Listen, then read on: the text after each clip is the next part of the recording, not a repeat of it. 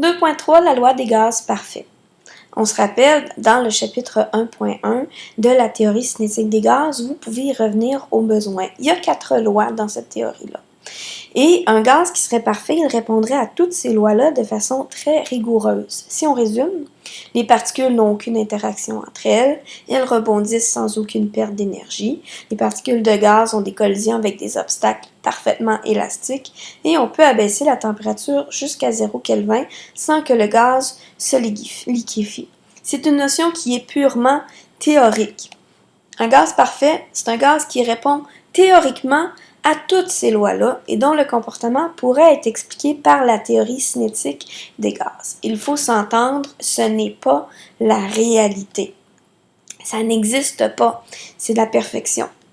Par contre, lorsqu'on est à haute température et à basse pression, les gaz qui sont réels se rapprochent des gaz parfaits. Lorsqu'on parle de haute température, on parle de la température ambiante. Ce sont les températures qu'on connaît. Bon, vous pouvez dire c'est pas extrêmement haut, mais c'est beaucoup plus chaud que 2, 3, 10 Kelvin par exemple. Et la pression qui est basse, c'est une pression qui est normale. On sait qu'on peut augmenter énormément la pression.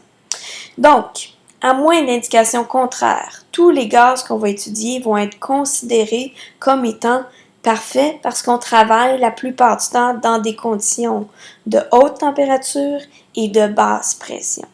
Donc, on le sait que ça n'existe pas dans la réalité, les gaz parfaits, mais on va les considérer comme parfaits dans les conditions où on va travailler. Ça va nous permettre de faire des prévisions assez proches de la réalité avec des équations intéressantes. Alors, si on fait un petit rappel, P fois V, ça donnait une constante. V sur T donnait aussi une constante. Donc, on avait 3 constantes qui apparaissaient lorsqu'on mettait en relation la pression, le volume, la température et le nombre de moles. On se rappelle aussi qu'on a rassemblé ces 4 variables-là en une seule formule. Donc, P1, V1 sur N1, T1 est égal à P2, V2 sur N2, T2. Lorsqu'on les rassemble ensemble, on pourrait dire que P fois V sur N fois T donne un ensemble des constantes 1, 2, 3 et 4 reliées entre elles. C'est ça qu'on va appeler la loi des gaz parfaits. La loi des gaz parfaits, elle met en relation la pression, le volume, la température et la quantité de gaz à un moment donné. Donc, on ne va pas parler d'une variation de P1 à P2, par exemple, mais vraiment à un moment donné. Afin d'établir une égalité, on va utiliser une constante qui est symbolisée par la lettre R. Donc, PV sur NT va être égal à une constante qui est R. On va réécrire cette formule-là, qu'on va utiliser toujours, qui est PV est égal à nRT. Lorsqu'on utilise cette formule-là, la pression doit être en kilopascal, le volume en litres, N doit être en mol et la température en Kelvin.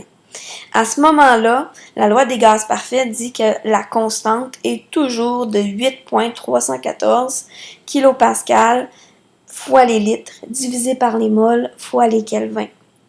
Cette constante-là, elle est pour tous les gaz qu'on va considérer comme parfaits et à moins d'indications contraires, tous les gaz dans lesquels on va traiter dans nos problèmes vont être des gaz considérés comme étant parfaits. Donc, PV est égal à nRT s'applique à tous les gaz. Exemple.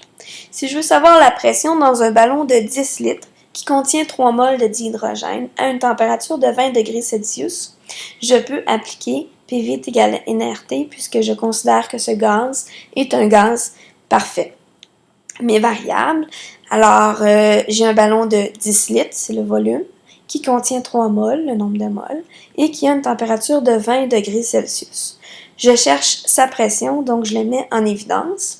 Pour répondre à ma formule, ça me prend la constante qui est R. Elle ne change pas pour tous les gaz qui sont considérés comme des gaz parfaits. 8,314 kilopascal litre divisé par mol Kelvin.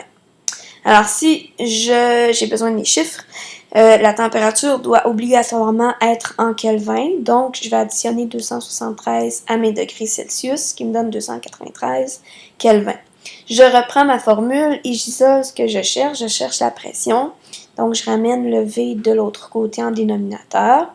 Je change mes chiffres, mes variables dans mon équation pour les chiffres.